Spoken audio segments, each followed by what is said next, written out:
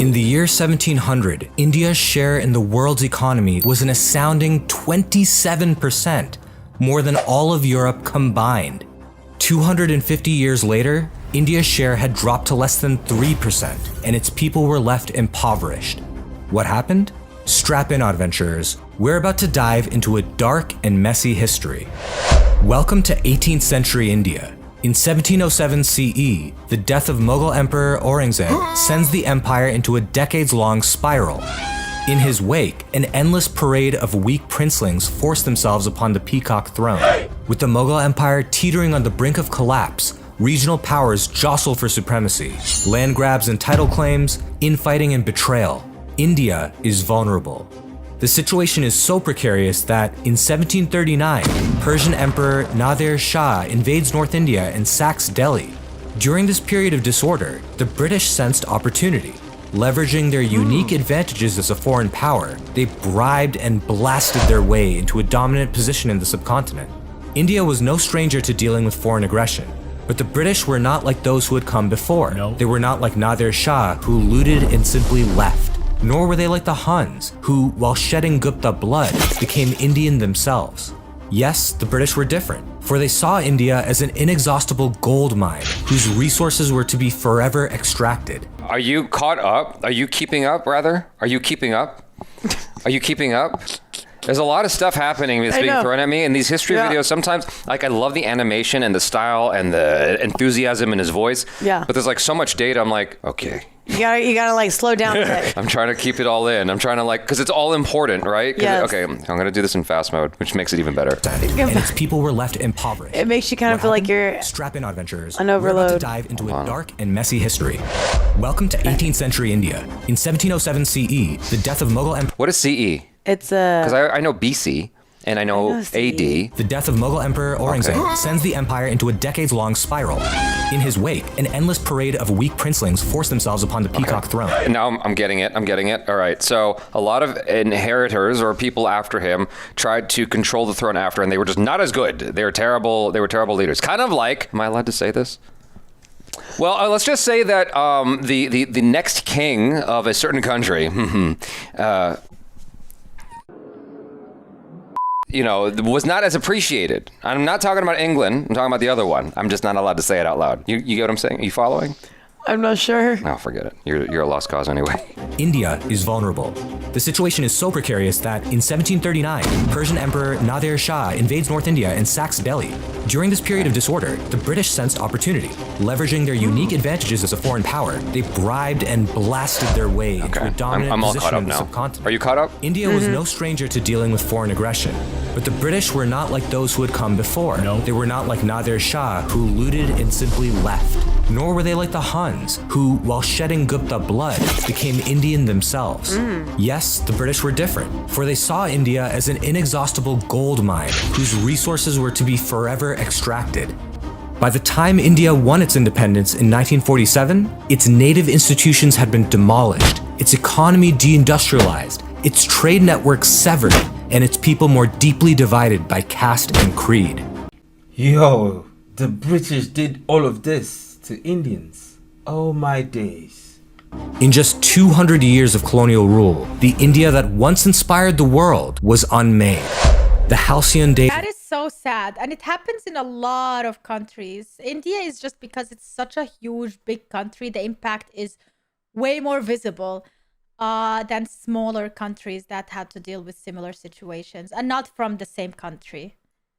Like, not because of Britain. I'm not gonna like demonize.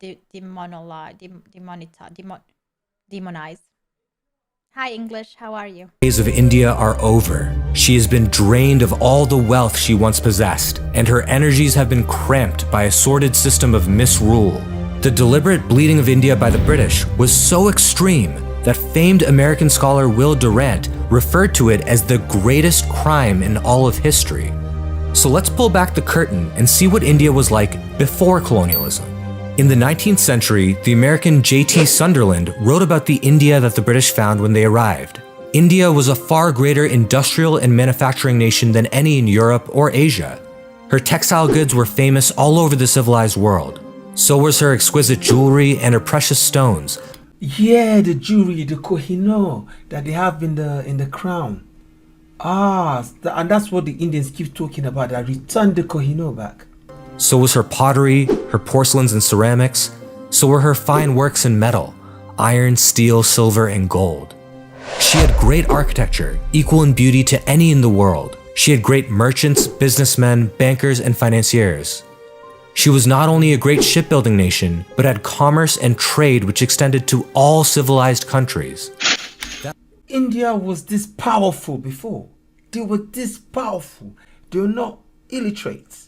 I mean, I'm not saying Indians are illiterate, but the way it seemed in history is like, oh, we just grew up knowing that, oh, India is a very big country, a bit poor. That may seem like heavy-handed praise, but the record does show that pre-colonial India was a dominant manufacturing economy. Let's take a closer look at the textile, shipbuilding, and metalworking industries. India was a textile superpower for most of its long history. There were many textile centers in the subcontinent. Coastal Andhra was a block printing hub, for example, while Gujarat and Bengal were known for their high-end woven products. There was global demand for these items. In fact, India enjoyed a mind-blowing 25% share of the global textile trade by the mid-18th century. This thriving textile trade had knock-on effects for the entire economy. For example, the popularity of Indian textiles led to the creation of stable international distribution networks. By piggybacking on these networks, other Indian artisans could sell their goods worldwide at a reduced cost. As a result, many different industries flourished alongside the Indian textile industry. We know that international trade was conducted primarily along maritime routes, and so the Indian shipbuilding industry had developed into a behemoth too. A significant number of Indian ports were engaged in the shipbuilding industry: Dhaka, Mausalapatnam, Surat, Calicut, Quilon, and many, many others. Entire rural communities were involved in the production and processing of materials used to construct ships. Quality was paramount. Consider the Bengali merchant fleet in the early 17th century. The fleet consisted of nearly 5,000 ships, each capable of carrying up to 500 tons of goods. These ships were constructed in Bengali ports by native artisans who had the skills to craft elaborate wood, iron, and brass fittings. According to one British maritime observer, Indian vessels combine elegance and utility and are models of fine workmanship. Merchant contracts indicate that Bengali ships were much more durable than English ships. Bengali ships had an average lifespan exceeding 20 years, while English ships were not known to last more than 12. Quite a difference. India was a longtime pioneer in the global steel industry. As early as the 6th century CE, crucible-formed steel, which came to be known as Wootz or Damascus steel in the West, was being produced for export by Indian blacksmiths, particularly along the Malabar coast and in the Deccan. Arab and European officers regularly imported blades from India. While these blades were purchased as wartime implements, they were so robust and beautifully crafted that they also served as a mark of high status in times of peace. Though we've barely scratched the surface, it should already be clear that India was a manufacturing juggernaut, a thriving exporter of high-quality goods to markets throughout the world. How did the British manage to unmake all of that? After this whole achievement and the whole development of India and how powerful they were, how were they reduced to almost nothing by the British? How? Well, how was that possible? Wait, how? The fundamental principle of the British has been to make the whole Indian nation subservient to the interests and benefits of themselves. And so, once the British took power, they changed the entire dynamic of the Indian economy to suit their own interests. The first step? Dismantling all native industry. To start, they established a legal monopoly over Indian textile goods and cut off the export market, which immediately disrupted long-standing trade links. Having now made themselves the exclusive buyers of Indian textiles, the British then changed the way— why would India ever allow that? What did you just do, man? They take all the control of your products and then they resell them for higher prices. And you just count on them and you cannot sell them to anyone else because there is no competition anymore. Privatization, competition, that's what you need in the world. that then changed the way that they paid for those goods. Instead of using foreign currency, they paid using the tax revenues extracted from India. They use the tax revenue from India. So, wait. Did I hear this correctly? they made the Indians labor for it. Then they used the profit from the labor, the money that the Indians labored for, as tax to pay for it. So basically, the Indians did everything for them. Basically, they got it for free. Buyers of Indian textiles, the British then changed the way that they paid for those goods. Instead of using foreign currency, they paid using the tax revenues extracted from India. The Indian economy stagnated and prices collapsed. Skilled artisans, who once fueled the vibrant Indian economic engine, were now significantly poorer and more restricted than ever before. And it didn't stop there. Soon enough, British manufacturers lobbied their government to completely eliminate the competition from the Indian textile industry. See, despite the restricted industry, British manufacturers were still finding it difficult to compete with Indian products.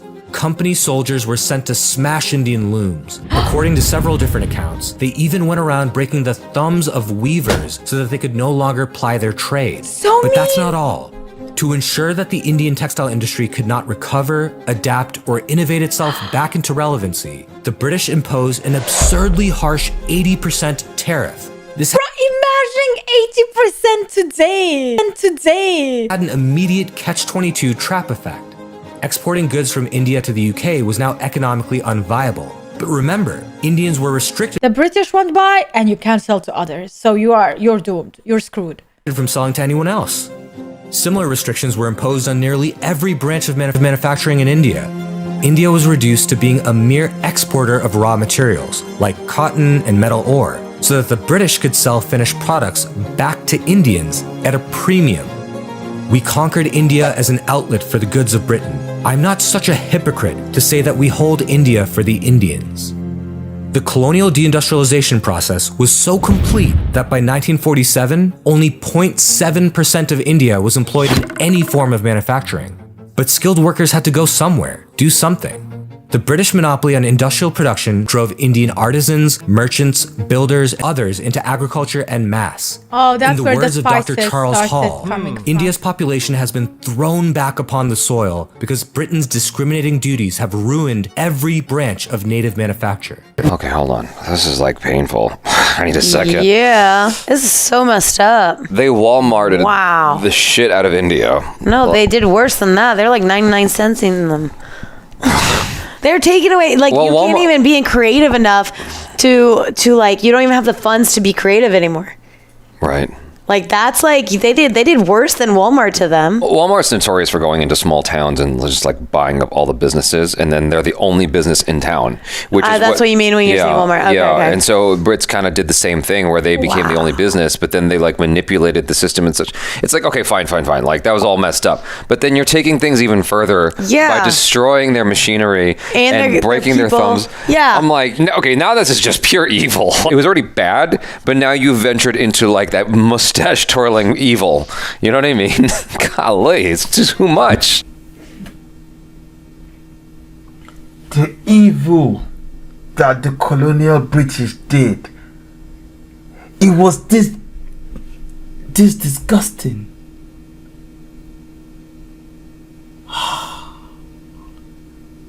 Oh my. Rural wages cratered to historical lows, and in fact, the land itself could not sustain the influx of newly disenfranchised workers. Poor seasonal harvests and droughts gave way to catastrophic famines and mass poverty. With most Indians now converted into peasant cultivators, the British sought to exploit them further. They began to tax cultivators as the primary revenue source for the administration. Taxes were extreme, pegged at 50 to 80% of gross income, and calculated before the harvest. The result? Indian cultivators often owed more in taxes than they earned as this income. is so sad, bro. If you can imagine today something like that, like I live in Germany, guys, the taxes are obnoxious. It's unbelievable how much I have to pay in taxes, but it's not even close to this. And I'm complaining every single day. I want to cry every single day because of that. And this is so unfair. This is so unfair. It makes you wonder. Now you kind of figure out how did a country so small be the ruling country for so long. Earned as income. Wait, is this true? Like, is this really true? This sounds very fictitious. Like, is this really fact? The British knew how harsh this really was. They openly conceded that they were imposing the highest tax rates in the world, and that taxes were more than 3 times higher than they had ever been under Indian rulers. To add insult to injury, the British even bragged about Oh man, the witch. Oh my god, the witch laugh and then showing them being fed About in it the in castle. Parliament. That's so toxic. the Indians have been taxed to the utmost limit. Every province has been made a field for higher exaction, and it has always been our boast how greatly we have raised the revenue above that which the native rulers were able to extort. Colonial taxes were so burdensome that 2/3 of the population in directly ruled British areas fled to the hinterlands, where native Indian lords could at least minimally protect them from financial depredation. The millions who stayed behind could hardly afford to pay taxes, and the situation was worsened by the fact that the British did not negotiate tax payments. Horrors were perpetrated under the guise of sinless mathematical neutrality. Tax defaulters were confined in cages and exposed to the burning sun. Fathers sold their children to meet the rising rates. Vulnerable peasants were physically tortured to pay up. And when they didn't they can't go to war, right? They had nothing. didn't have the means to pay, the British confiscated their farmland for themselves. Tens of millions of landless peasants were created for the first time in Indian history. By the end of the 19th century, India was Britain's largest source of revenue by far, its largest purchaser of exports, and the Couldn't source they ask help from bordering countries? Like work with bordering countries, make new deals and stuff, and then stop allowing British people to go inside the country. I don't know how. I know nothing about these things. of highly bro. paid employment for both British civil servants and soldiers, and they were all paid for by Indian They were having taxes. the same problems. Oh. Many British officials You know what's really crazy? If I'm not mistaken, Brits were had let go of slavery before America did. And they had kind of like, lectured America like, hey, that you got to cut that shit out. Slavery is not cool. It's like, we got it from you. Obviously slavery is awful and it's wrong without there's no question there. It's just so weird that the same country lecturing America about slavery Hypocrites. was the same country doing all of this in the 19th century. It's like, this is awful. To me, this is on par with slavery. You're impoverishing people and not giving them a fighting chance at all. It's so fucked up. Many British officials freely acknowledged the exploitative nature of the colonial enterprise. In fact, a Prime Minister of the UK, the Marquess of Salisbury, himself admitted, as India is to be bled of money, the lancet should be directed to those parts where the blood is congested. And just like that, India and its people were bled dry. The fundamental issue of British overlordship was the fact that the British had no intention to become one with the land or to rule it as their own. The British saw India as innately and eternally foreign, and this justified their creation and maintenance of what scholars have referred to as an extractive colony.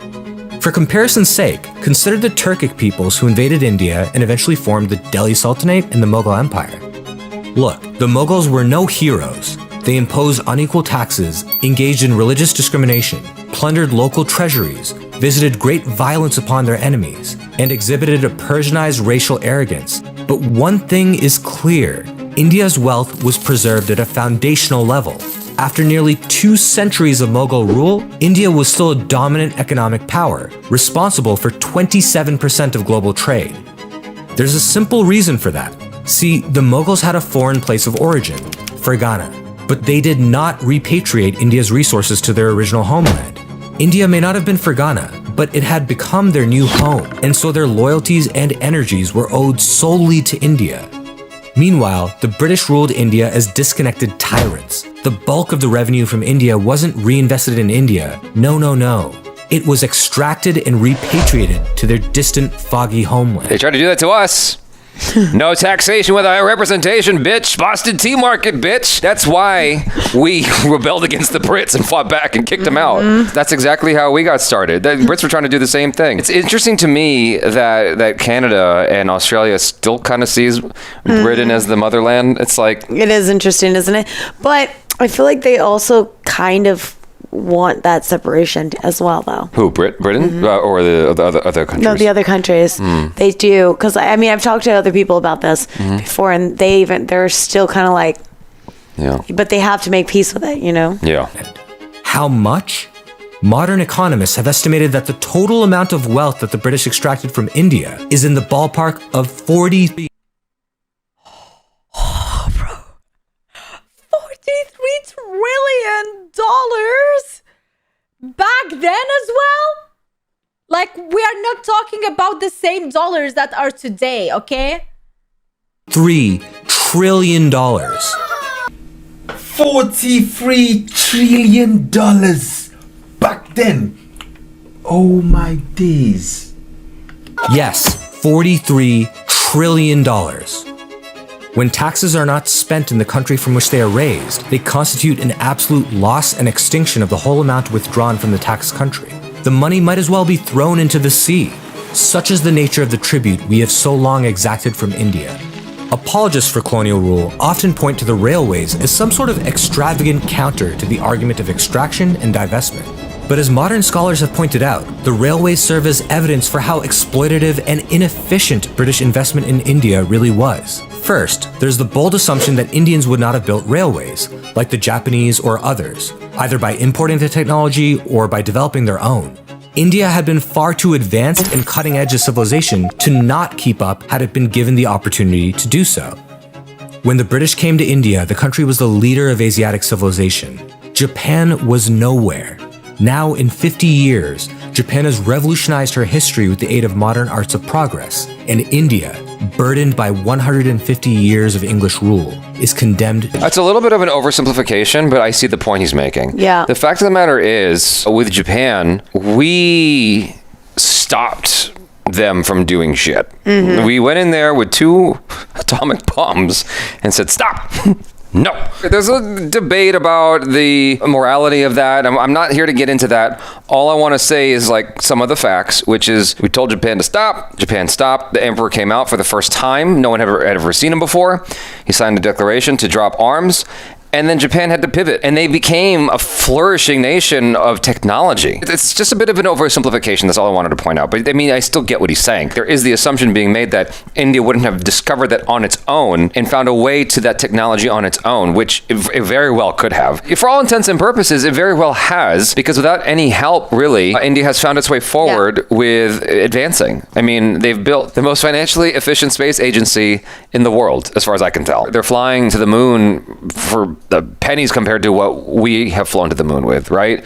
And so the innovation that India has shown demonstrates that India very well could have found their way forward and been a lot further ahead right now had it not been for British interference. It's complicated, you know. If it wasn't Britain, someone else might have interfered, and who knows how else history could have played out. To tutelage.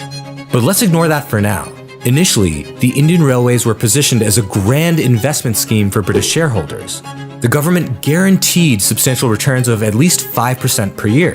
And when the revenues were not enough to pay out these returns, Indian taxpayers covered all the losses. Because of these taxpayer-backed guarantees, construction of the railways was extremely inefficient. Here's a fun stat. Every mile of Indian rail cost £18,000 to construct, as compared to £2,000 for the same mile built in the United States. All the elements of railway construction, steel, wagons, gears, engines, and more, were produced by British manufacturers. Indians weren't even given an opportunity to produce their own manufactured alternatives because the British government imposed restrictions, prevented Indians from How competing. are you? Hey, you know what's funny? How are you? Like, how do people? How? Everything I want to say is really ugly right now. This is actually going on right now. I'm trying to like Between yeah. China and Africa. It's happening right now. Dude, I don't. You want to direct your anger, direct it right there. That's the one thing about videos like this. It's like You can't. There's certain things you have to be careful with what you say, you know. Yeah. But then there's I'm just gonna shut up because I'm gonna end up going through a black hole Yeah. and I'm not gonna be able to get out. You're gonna get canceled. I'm gonna get canceled. Still, the essential purpose people of the are railways so- was to assist the British enterprise in the exploitation of the They even like, oh my God, it's to help them, and they don't want to. natural make it resources hard. of India. In fact, the railways made it possible for the That's so British to greedy. export enormous amounts of grain and other agricultural products, which sparked and exacerbated famines. Over the course See, I didn't know this at all. I knew about colonization and I know how bad it was, and for example, America and slavery and stuff like that, but I never went into these detailed facts about specific countries, the more you know. And now like you feel like Britain is the villain, or at least it was. Of British rule in India, an estimated it's not just 35 million Britain, preventable so many deaths were caused by countries. famines. That's millions more than those killed under Stalin or Mao, and that 5 times more than the Holocaust. The British were directly responsible for this. They mass exported Indian foodstuffs to Britain and other countries in Europe, even during drought periods. Food in India became too expensive for peasants to afford. According to Dr. Charles Hall, India starves so that its annual tax revenue to England may not be diminished by $1. There is plenty of grain in India. The trouble is that the people have been ground down till they are too poor to buy it. The British had no interest in provisioning for Indian lives. Famine non-intervention was official government policy. How ironic, given that heavy-handed British intervention and market manipulation is what sparked the famines in the first place. And when good people, Indians and foreigners, worked together to help famine-affected peasants, the British government made efforts to stop them.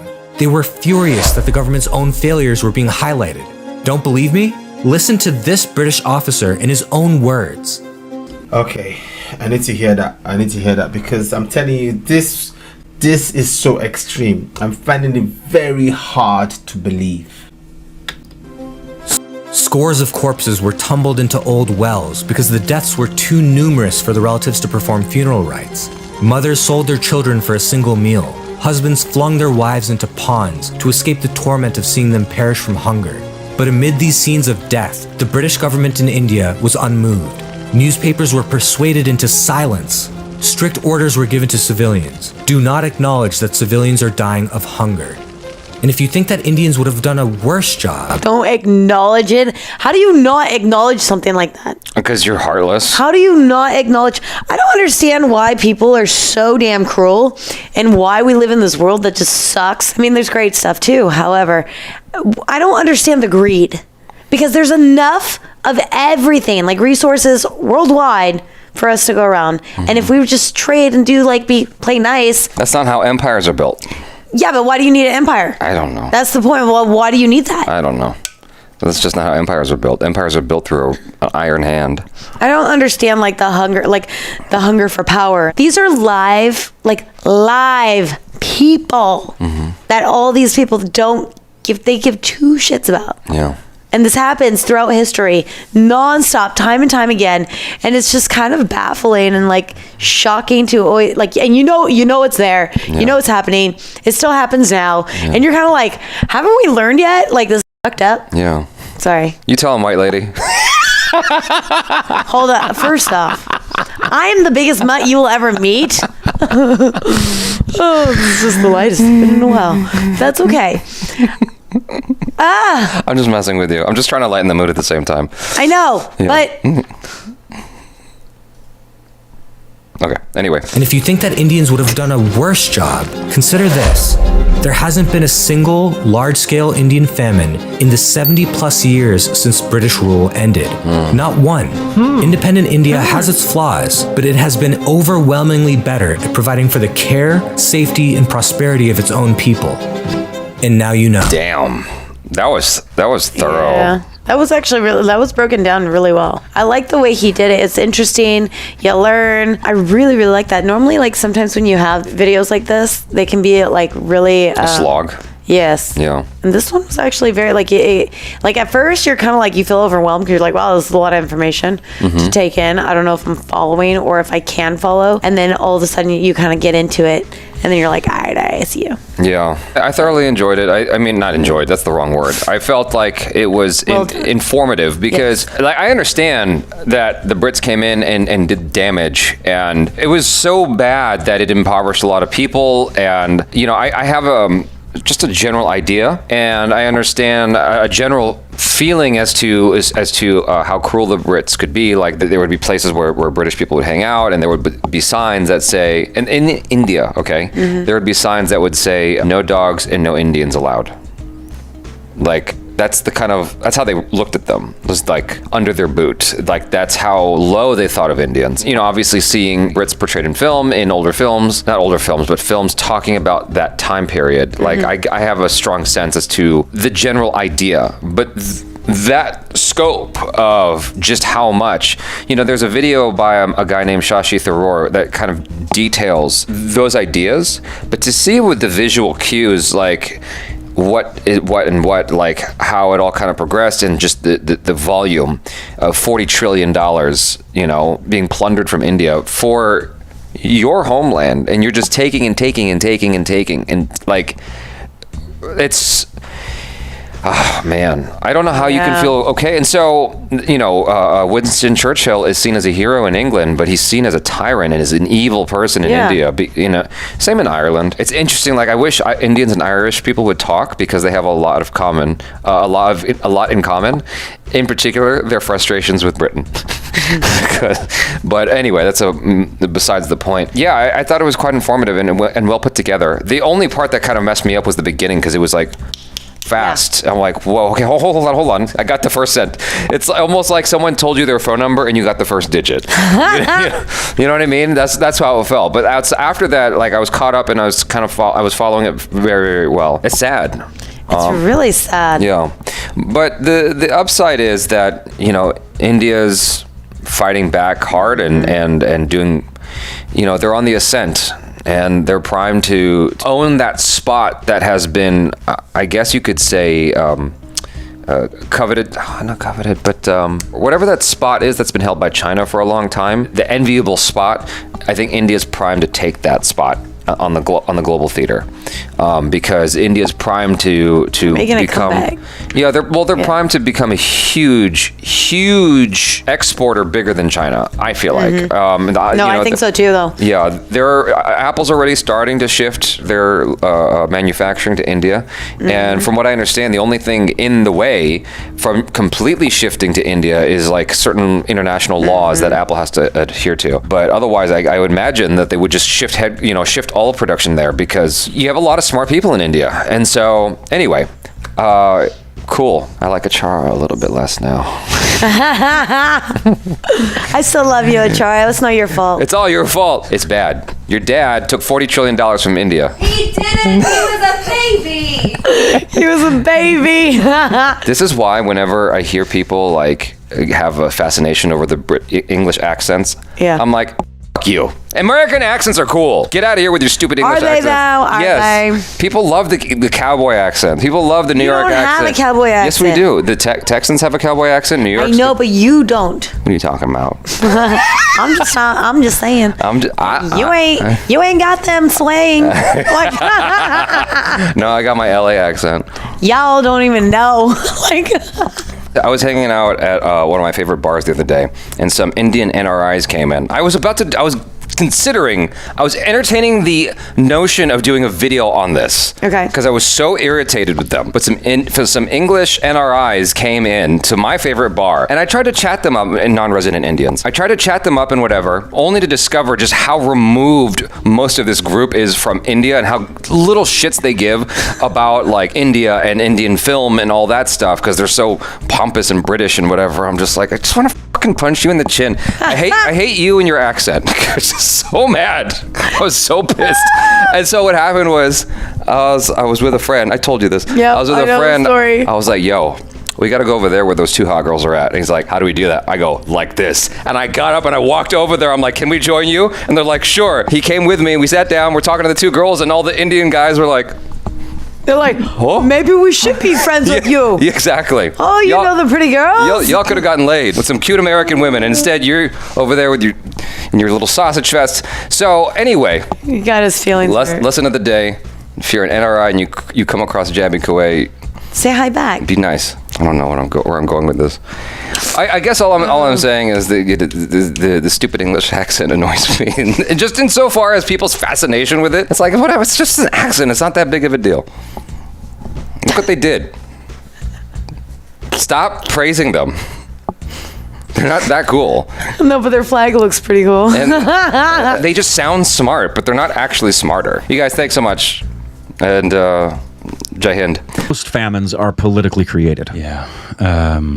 and sustained. Great video, as always. Great video. From Odd Compass. Obviously, go check them out. Subscribe to them. They always make good content. Yeah, it's infuriating. And the fact that it's not taught. That's exactly what I was thinking about right now. It's still not taught. The fact that, because the reason the British and America were able to have the Industrial Revolution they were able to have was not because we had all the supplies. Well, we did, but where they did we weren't get our it? own supplies. Yes. Exactly. So like that's all that's taught, obviously, in England and America is the Industrial Revolution. That's we how, stole the supplies and enslaved the workers. That's how America and England kind of blew up into world superpowers, is Right. because they were making all this stuff, but there's a reason they were able to do that. Correct. And it's not taught. It's just all we're taught is Industrial Revolution, America, England, great. No, I had somebody, the most recent thing of Ask Me Any Question on Instagram, I had somebody ask me the question, is poverty required for capitalism? And my reply was, no, greed is. It's putting yes, poverty is required, but you're putting the horse before, the cart before the horse in that regard, is that it's created by it. And it is, we've said it before on videos like this, why it's taking so long. I understand it. I don't agree with it. I understand why the British don't teach it, because it's to their shame. Why America doesn't incorporate this, or even more of anything Eastern,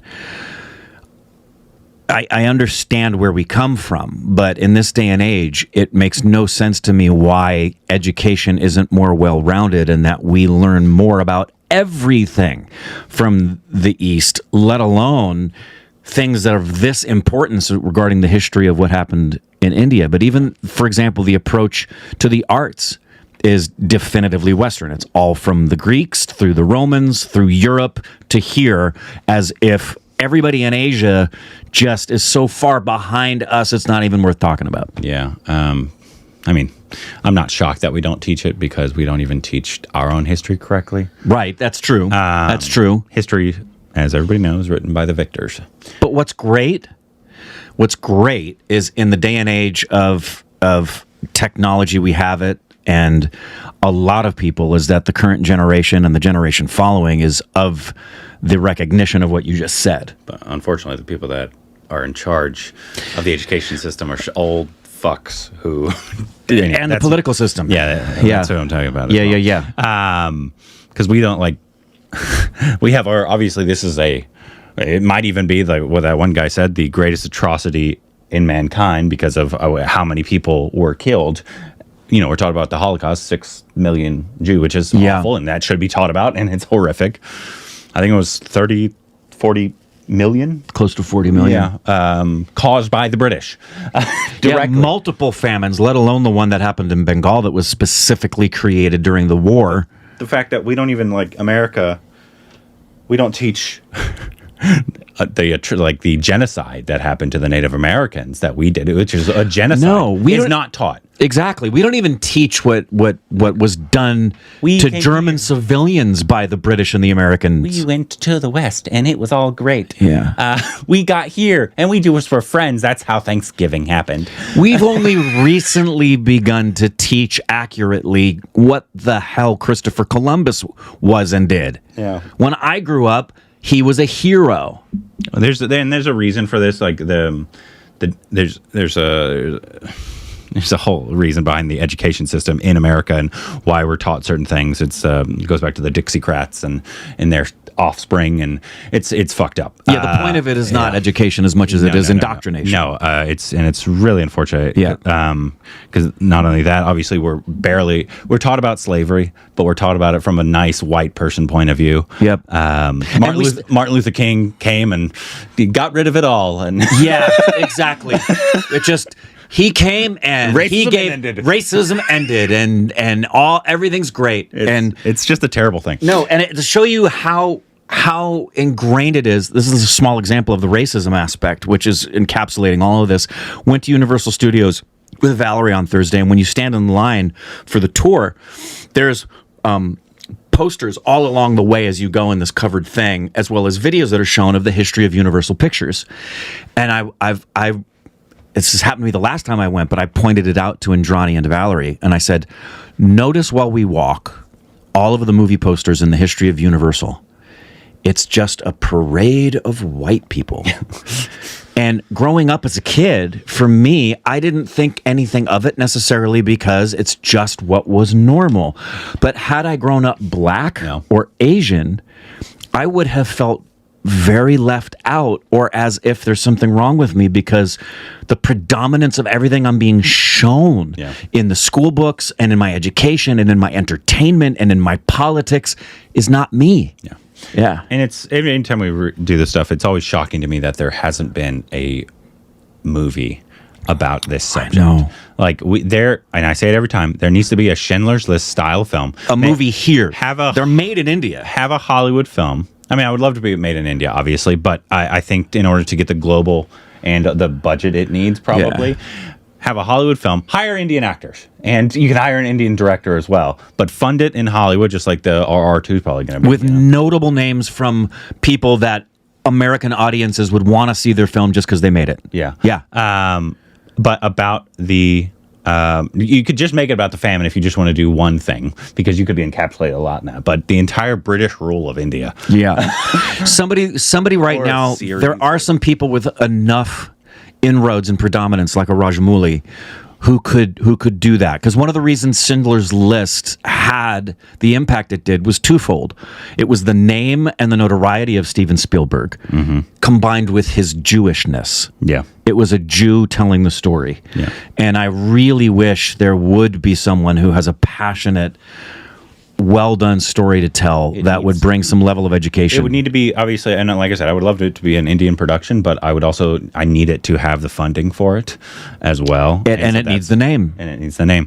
And it needs to be done by an Indian. So, like, I don't know. I mean, I would love for like an Anurag or the guy who did Sardar Udham. That's the movie I was thinking of. Was Sardar Udham is perfect. What's his name? We've seen a lot of his films. Yeah. Piku, right? He's the same director. He's a great director. That'd be a great choice, I think. Yeah, Sardar Udham is exactly the kind of film that we need. The problem with that is it didn't have enough names that are noticed here in America. Yeah. One encouragement, though, would be there are a lot of people like us. I mean, and I was this way before the channel, in recognizing aspects of American education and politics that need to be changed, and the best way to go about doing that is to raise your kids with an understanding of that, which is what I did for Ashley, Alexis, and Micah, and we're doing for they're just getting started with Evie and Levielle, and I know that you guys will do for your kids. Oh yeah. Anyways, great video as always. Video. Let us know what you think about it and any other videos we can react to down below. And now we know, like, I was really caught up in this story. Like, yo guys, it's really touchy. It's bad things in the history, but yo, it's really touchy. And it really enlightened us so much, and we appreciate you guys for sharing this out. And it's really a lot has been happening back then. It's just, it was history, but we really understand right now, like, if that could not happen, India could be somewhere else. Not only India, all those other countries, they could be somewhere else, because their resources, everything were taken away. Yo, that's so yeah. But it's a good history point of view. It's a very good history point of view, but regardless to that, yo, we are growing, people are growing, cities are growing, India is growing, and Africa is also growing. We appreciate that, and you guys keep on recommending more and more and more videos. Don't forget to get back on our channel, because we do post these videos every day, and you never know, maybe you might find your recommendation. And also, yo, come and watch our new post, because every post is a banger, because you guys never disappoint. Having said so, we said that we'll be back with more videos. Don't forget to like, comment, subscribe, and also don't forget to share these videos to your friends and your family. And we say Or I had no idea, and now I know. I literally had no idea about all of this and how colonization actually works. It is so sad. It's not only war, guys. There's so many other things.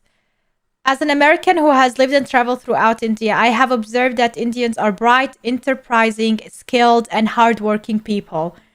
Now, if they can only get past their infighting and clean up the political corruption, it will just be a matter of time before they are on top again. And this is exactly the thing. People who have, like, countries who have, like, poorer countries or third world countries, they deal with political issues within, or civil war or civil matters, that if they just don't focus on those things, they can go big. Like, they can do so much better. But unfortunately, it is all a scheme, and it is all a pattern done on purpose for people to waste their time hating each other, hating their neighbors, whatever, just so they can still, the bad people can still rule and take for themselves. And it's the same thing with, for example, in Bosnia, my country, Bosnia and Herzegovina. Like, there are three different nations living under one roof, but none of these nations are working to provide for that roof. They're all trying to take for themselves, creating more tension and more problems, no solutions, same outcome, bad outcome. And it is in a circle. You would have been so advanced, and that is so true. It's the case with a lot of other countries, but it keeps reminding me, survival of the fittest. Like, you have to be the strongest to survive, and there is a reason for everything. And these are people who just used what they could, and there's plenty of people like that even today in the world. Unfortunately, it is what it is. Actually come to the point that countries so vast, and we know about divide and conquer rule. That's like standard rule in, if you want to manipulate a country.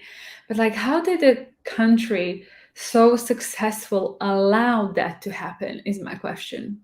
I think maybe it's a loaded question, but I'm just curious to know, let's say, what you're being taught, and like what you're aware, because to me it's shocking, because it's not like it's a small region, it's huge.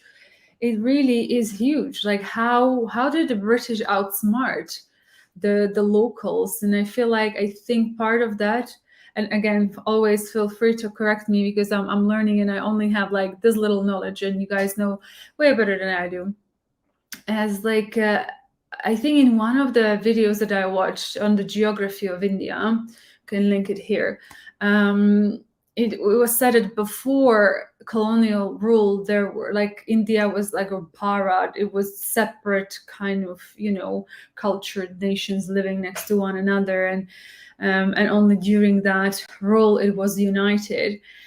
But man, I'm shocked. I'm literally shocked.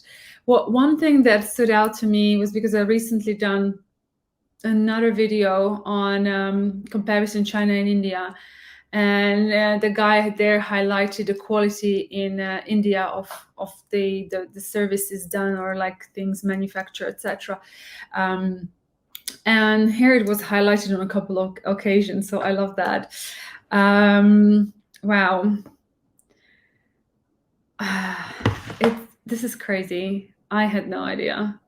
And all these like comments about how you need to bleed India. I mean, I guess now I see how you would have felt towards the West and towards England in particular. I know you mentioned that you obviously, like, nowadays people are not responsible for that, etc., and you don't feel like bad blood, but man, it would anger me.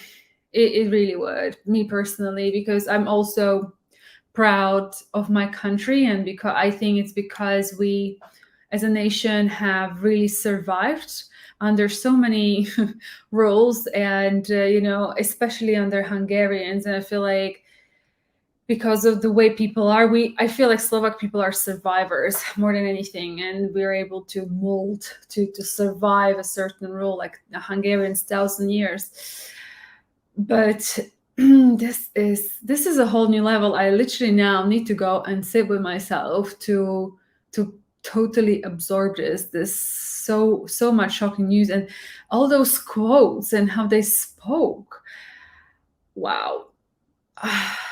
You know, one thing that's good in this century or past, you know, the virus age, is that it feels like all these things are coming up to the surface, and people are calling for humanity and calling for character in people.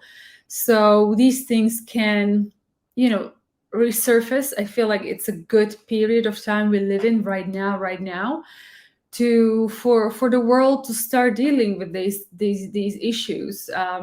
And you know, I think the question comes about humanity, like where do we want to lead the humanity? How do we want to be as people? You know, it's crazy. Sorry, you guys, I really am completely shocked. I think I'll just have to go now and process all of that. And I hope you enjoyed today's video. If you did, please give it a thumbs up, share and subscribe to this channel. And I hope to see you in the next video. Until then, I'm sending you so much love. You guys are an incredible, strong nation with a rich history, something should be super proud of. And I hope to see you in the next one. You take care. Bye-bye. Now I know. Now I know. Oh. I mean, if there's any consolation, what goes around comes around. Now the Prime Minister of the UK is an Indian. Okay, and the Indian company, the East India Company, was bought by an Indian. Alright, Indians in the UK give the British people employment. Okay, so what goes around comes around. It's like karma. But this is just too much to take it, even for me as someone that I feel like, you know, you guys as Indians, me as an African, we have some relationship, you know, because like we're all under the colonial masters, the great British colonial masters. We all suffered together, and I was like, yeah, I suffered too, scar on my back, scar on your back. But no, your one was worse. 35 million people directly killed, and your whole civilization plundered from 27% of the share of the world to 3%. Like it was sucked, like a vampire sucks blood. Like they sucked you. Like how evil can people be? Like no matter in what times, past times, present times, future times, any kind of times, spiritual times, evil, any kind of time. How evil can people be to do something to a civilization that is not theirs?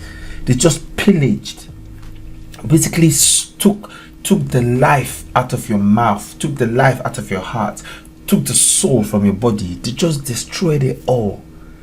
This is insane. This is insane, guys. I do not have words to say about this, okay, because I'm shocked. Really shocked. Really shocked. Well, I hope we can move on from this. And did Britain pay you reparations? Yeah, did they pay? Because like this is a lot, bro. Anyway, it's a thing of the past, and it's good to learn from history so we don't repeat history. But this was too much. Too much. Alright, guys. Now I know why you guys have so much disgust with the Britishers. Now I know. Alright.